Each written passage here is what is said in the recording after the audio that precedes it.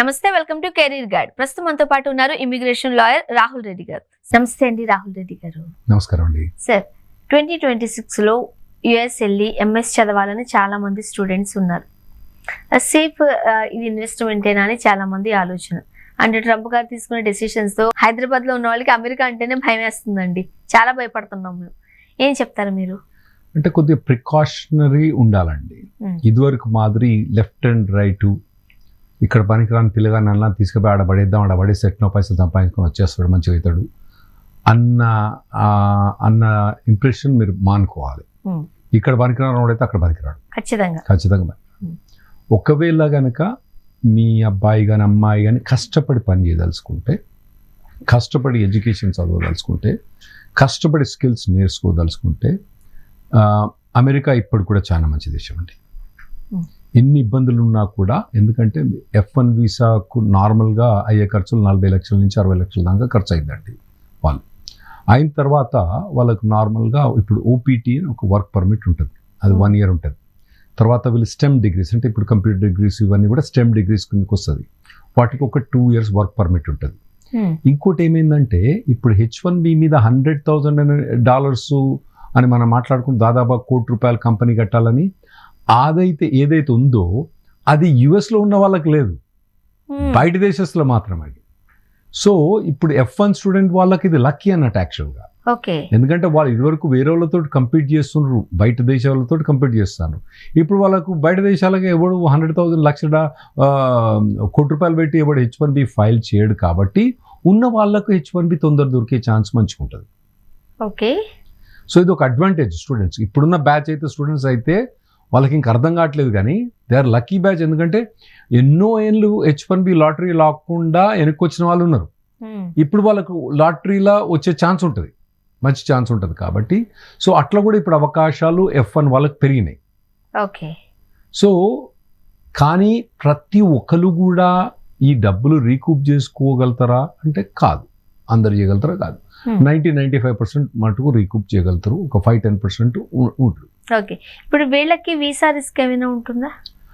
వీళ్ళు first student apply చేసినప్పుడు first ఏంటంటే, ఇప్పుడు మనం నార్మల్గా ఎప్పుడు అప్లై చేస్తారు, మనం కాలేజ్కు మాస్టర్స్ డిగ్రీ ఎప్పుడు అప్లై చేస్తారు, బ్యాచులర్స్ అయిపోయిన తర్వాత అప్లై చేస్తారు.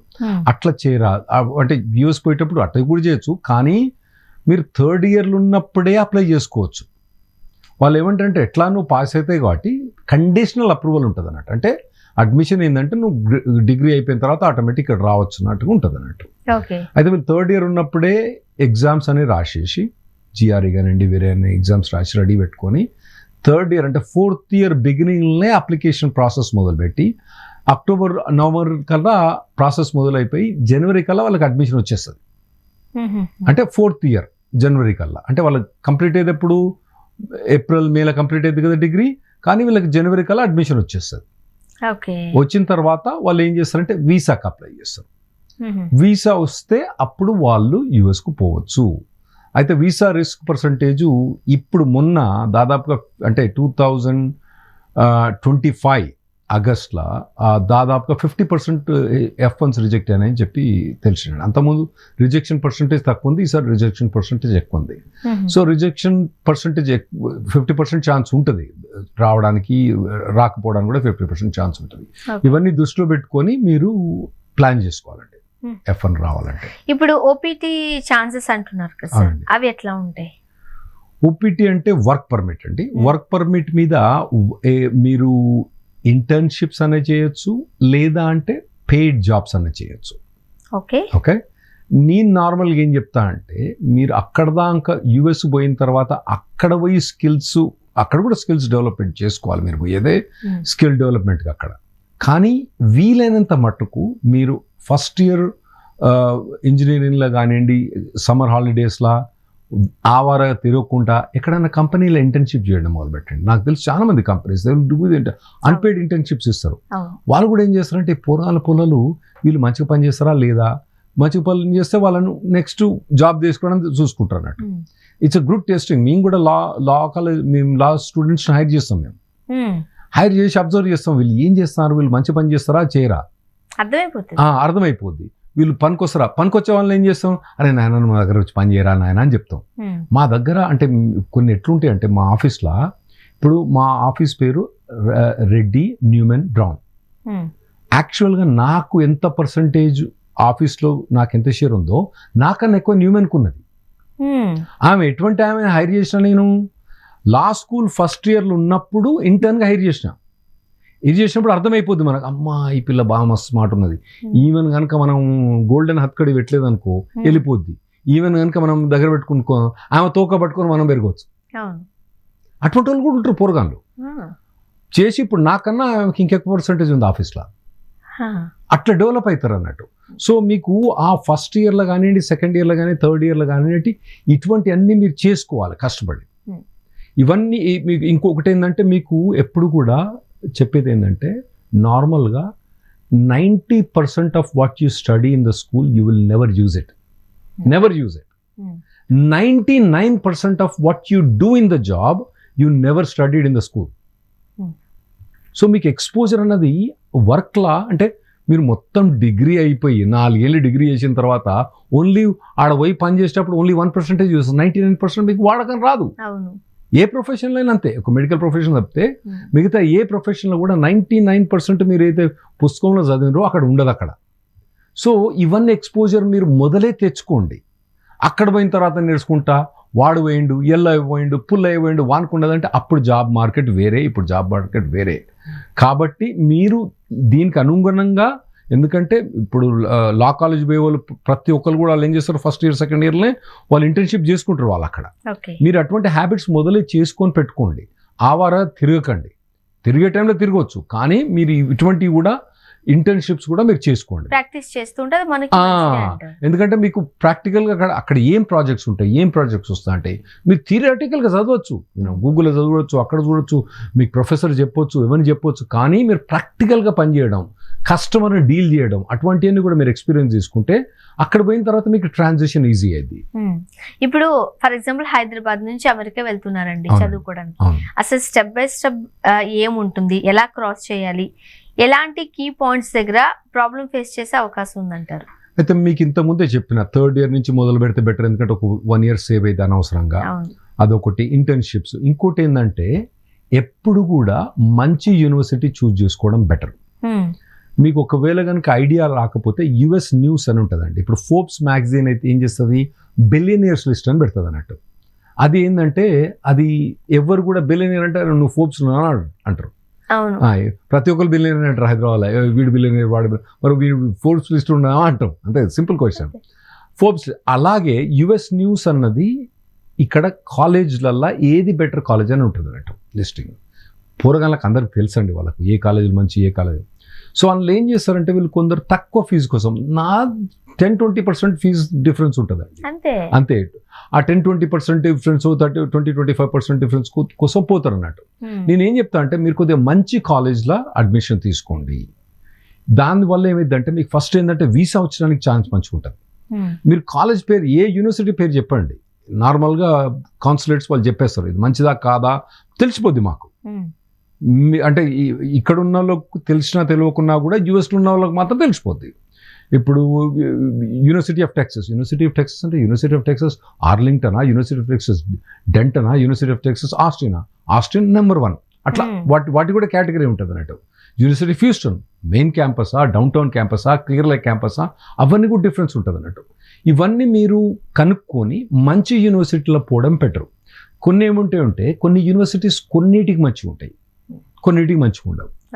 అవి కూడా మీరు చూజ్ చేసుకోవాలన్నట్టు. అంటే మనం తీసుకునే కోర్స్ బట్టి ఏ కాలేజ్ ది బెస్ట్ అనేది చూసుకోవాలి. ఆర్టిఫిషియల్ ఇంటెలిజెన్స్ ఒకటి ఉంటుంది, తర్వాత వేరే వాటికి ఒకటి ఉంటుంది. ఇవన్నీ చూజ్ చేసుకొని మీరు పోవడం బెటర్. ఇంకోటి ఏంటంటే, ఇంకోటి చూసుకోవాల్సింది ఏంటంటే, ఇంటర్న్షిప్స్ ఎక్కడ బెటర్ వస్తాయి. కొన్ని ఏమంటే కాలేజ్ టౌన్స్ ఉంటాయండి, అక్కడ ఏం ఉండదు, ఎక్కడనో సిద్దిపేటలో, తర్వాత ఎక్కడనో ఉంటుంది, ఆడ ఇక కాలేజ్ తప్ప ఏమి ఉండదు అక్కడ. అటువంటి టౌన్స్ అక్కడ కూడా మంచి కాలేజీలు ఉంటాయి, కాకపోతే వాళ్ళకి ఇంటర్న్షిప్ చేయాలంటే సమ్మర్లో ఇంటర్న్షిప్ చేస్తుంది వాళ్ళకు, మిగతా ఇంటర్న్షిప్ రాదు వాళ్ళకు. సో అవన్నీ కూడా మీరు చూజ్ చేసుకొని పెట్టుకోవడం బెటర్ అండి. ఫ్యూచర్ ప్లాన్ అంతా మనం మొదలే డిసైడ్ చేసుకొని పెట్టుకోవాలి. మీకు సెకండ్ ఇయర్ థర్డ్ ఇయర్ నుంచి ఒక ఐడియా పెట్టుకొని ఎట్లా పోవాలి, ఎక్కడ పోవాలి, ఇవన్నీ ఎంక్వైరీ చేసుకొని వాటిని పట్టి మీరు ప్రిపేర్ కావాలి. ఇప్పుడు F1 వీసాకి సంబంధించి రిజెక్ట్ అవుతూ ఉంటాయి. అవునండి. ఏంటి ప్రధానంగా మనం ఒక 3 రీజన్స్ తీసుకోవాలనుకుంటే ఏమై ఉంటాయి అంటారు? 3 రీజన్స్ ఏమని నేను తర్వాత చెప్తా, కానీ కౌన్సిలేట్ రీజన్స్ ఏమిస్తుంది అనేది మీకు చెప్తా. ఓకే. నెంబర్ 1 రీజన్, మీకు ఇమిగ్రెంట్ ఇంటెంట్ ఉంది, మీరు ఇండియా వదిలిపెట్టి యుఎస్ పోతుండ్రు, మళ్ళీ అక్కడి నుంచి మీరు వెనుకకు రారు, దాన్ని ఇమిగ్రెంట్ ఇంటెంట్ అంటున్నట్టు. ఓకే. నార్మల్గా ఏంటంటే క్రిమినల్ లాలో ఏముంటుందండి, if you are accused you are innocent until proven guilty, అంటే మీరు ప్రూవ్ చేసేదాకా గిల్టీ కాదు. కానీ ఇమిగ్రేషన్ లాలో ఏంటంటే you are guilty unless proven otherwise. ఎవ్వరు కూడా everybody will be presume to have an immigrant intent. It is your duty to convince the US, the consulate officer that you're going to return back to your home country. So that is the presumption. వాళ్ళు చాలా particular గానే చెప్తున్నారు కదా. నేను number 1 reason చెప్పిన ఏంటంటే immigrant intent. Number 2 reason తెలుసా అండి, immigrant intent. Number 3 immigrant intent. Okay. So 95% of the cases of F1 visas are only rejected for immigrant intent. అంతే. అయితే మరి ఎవరి ఇమిగ్రెంట్ ఇంటెంట్ ఎట్లా వీళ్ళకి తెలవాలి? నాకు 20 కోట్ల ఆస్తుంది మా అయ్యకు, నేను ఈ డాక్యుమెంట్లు అన్ని తీసుకుపోతే అంటే ఎవడు తీసుకుపోతే వాడు, ఇక్కడ లాయర్లకి ఆ డాక్యుమెంట్లు చెక్ చేసా మీ నాయనవో కాదో అని చెప్పడానికి కష్టం అవుతుంది, వాడు కౌన్సిలేట్ ఆఫీసర్ తెలుస్తుందా? సో ఇవన్నీ ఆ ఇమిగ్రెంట్ ఇంటెంట్ ఎట్లా మీరు ప్రూవ్ అంటే బెటర్ ఏంటంటే మీకు గ్రేడ్స్ మంచిగా ఉండాలి కాలేజ్లో, తర్వాత మీకు యూనివర్సిటీ ఏదో యూనివర్సిటీ పోతుండ్రో అది బాగుండాలి, GRE 20 అన్ని కూడా బాగా గ్రేడ్స్ ఉండాలి. ఇంకోటి అందులో కూడా మన వాళ్ళు ఫ్రాడ్ చేస్తుండండి, ఆ ఎగ్జామ్స్ కూడా బయట వాళ్ళతో రాపిస్తానని నేను మరి. సో మీరు మంచి యూనివర్సిటీకి పోతే అక్కడ తెలిసిపోతే నువ్వు మంచివాడు కాదా అని. సో మంచి యూనివర్సిటీ పోవడం అనేది బెస్ట్ అండి, మీరు చూజ్ చేసుకున్నారు. మనం కష్టపడి చదువుకోవాలండి. కష్టపడి చదువుకొని మంచి యూనివర్సిటీ పోయి కష్టపడి చేసుకుంటానికి పోండి. ఆ మంచి యూనివర్సిటీ చేసుకుంటే ఇమ్మీడియట్గా ఇప్పుడు నార్మల్గా మీకు స్టాన్ఫోర్డ్ యూనివర్సిటీ ఉంది, ఎంతమంది రిజెక్ట్ అయిందండి స్టాన్ఫోర్డ్? ఇప్పుడు నార్మల్గా 50% రిజెక్ట్ అన్నారు. స్టాన్ఫోర్డ్ యూనివర్సిటీ ఎంతమంది రిజెక్ట్ అయ్యింది తెలుసా మీకు percentage? Absolutely less than 1% reject అయింది. అంటే ప్రతి ఒక్కరు స్టాన్ఫోర్డ్ ఎలిజిబిలిటీ ఉండాల్సిన అవసరం లేదు. యూనివర్సిటీస్లో కూడా ఇప్పుడు యూనివర్సిటీ టెక్సస్ ఆస్టిన్ అలా రిజెక్షన్ తక్కువ ఉంటుంది. యూనివర్సిటీ ఆఫ్ టెక్సస్ కింగ్స్విల్ అని ఉంటుంది, ఎక్కడో జంగల్ ఉంటుంది, అక్కడ రిజెక్షన్ ఎక్కువ ఉంటుంది. ఇటువంటి వాటిలల్లా ప్రతి ఒక్కొక్క టెక్సస్ A&M కాలేజ్ స్టేషన్లో మంచిగా ఉంటుంది, వేరే దగ్గర తక్కువ ఉంటుంది, అట్లా వాటిని పట్టి కూడా ఉంటుంది, ప్రతి యూనివర్సిటీని బట్టి కూడా ఉంటుంది అండి రిజెక్షన్. ఇప్పుడు 40-60 lakhs మనం పే చేస్తే జాబ్ వచ్చేస్తుంది అని చెప్తున్నారు. ఇది ఎట్లా ఉంటుందంటే ఇప్పుడు చదువు, ఇప్పుడు కాలేజ్ పోగానే డిగ్రీ రాదు కదండి, డిగ్రీ రాగానే జాబ్ రాదు కదా, జాబ్ రాగానే పైసలు టకటక రావు కదా. ఇవి ఎట్లుంటుందంటే మీరు పెట్టే ఎఫర్ట్ పట్టి ఉంటుందండి. ఓకే, మీరు కష్టపడి పని చేయదలుచుకుంటే మాత్రం డబ్బులు మాత్రం వెరీ గుడ్ ప్రాబబిలిటీ రిటర్న్ వచ్చడానికి. Okay, very good probability. కానీ 100% గ్యారంటీ ఎప్పుడు ఏది ఉండదు. ఇవాళ పోతే రోడ్డు మీద వచ్చే ఛాన్స్ కూడా ఉంటుంది కదా, చెప్పలేం కదా మనం. సో అటువంటి గ్యారంటీ నార్మల్గా అయితే మీకు స్టూడెంట్ వీసా మీద కష్టపడి పని చేయదలుచుకున్నామని మాత్రం 95% సక్సెస్ రేట్ యూఎస్లో ఉంటుందండి. ఇదివరకు 100% ఉండేనేమో, 99% ఉండేమో, ఇప్పుడు 95% వచ్చింది. కాకపోతే బ్యాచెస్ ఉన్నాయి కదండి, బిట్వీన్ 2012, 2014 నుంచి అబౌట్ 2024 దాకా కొంత బ్యాచెస్ ఉన్నాయి కదా. వాళ్ళు ఎట్లా అంటే దేని పనికిరాను పొరంబోకు వెధ ఉన్నాడు కదా, వాళ్ళందరూ కూడా మంచిగా సక్సెస్ అయినరు. ఈ పొరంబోకు వెధలు అందరూ సక్సెస్ అవుతోటి ఏమైందంటే వీళ్ళకి ఒక ఎంకరేజ్మెంట్ వచ్చింది, ఏంటంటే మనం పొరంబోకైనా పర్లేదు అక్కడ పోతే మనకు వచ్చేస్తుందిరా అని వీళ్ళకి ఒక ఇంప్రెషన్ వచ్చింది. సో ఆ ఇంప్రెషన్ మీరు తీసేయండి. ఇప్పుడు మీరు ఏదైతే ఈ ట్రంప్ ఇవన్నీ చేసేదన్నీ కూడా ఈ పొరంబోకు వెధలను తీసేయడానికి తప్పితే ఏం లేదు. సో మంచి వాళ్ళకి ఇప్పుడు కూడా ఛాన్స్ ఉంది. ఇప్పుడు కూడా ట్రంప్ అంటాడు H1B అన్నది ఇంపార్టెంట్, మనకు ఫారెన్ టాలెంట్ కావాలి అని అంటాడు. కాబట్టి ఇటువంటివి కూడా మీరు మంచి వర్క్ చేయదలుచుకున్న వాళ్ళు ఇప్పుడు కూడా మీరు యూఎస్కు వస్తే మంచిగా ఉంటుంది. ఇంకోటి ఇప్పుడు అంటారండి, అక్కడ ఏముంది అంటే సింపుల్. ఇప్పుడు ఒక 3 years experience wife and husband అండి, ఈడు ఎంత ఎర్న్ చేస్తారు? నా దగ్గర చాలా కమెంట్ వస్తుంది, ఇది అదే అని. ఎంత ఎర్న్ చేస్తారు? ఇక్కడ కూడా బాగానే శాలరీ ఉంది. ఎంత శాలరీ ఉన్నా కానీ అక్కడ 3 కోట్లు ఏం చేస్తారు అక్కడ.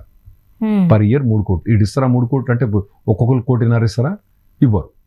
ఇంకోటి ఏంటంటే వాళ్ళు ఒక ఇండియాలో మీరు 20 ఏళ్ళు చేసే సేవింగ్స్ వాళ్ళు ఏడాది అయ్యొచ్చు సేవింగ్స్. ఇంకోటి ఏంటంటే యంగ్ టైంలో చేసే సేవింగ్స్ అన్నది బాగా లేటర్ ఆన్ బాగా వాడకానికి వస్తాయి.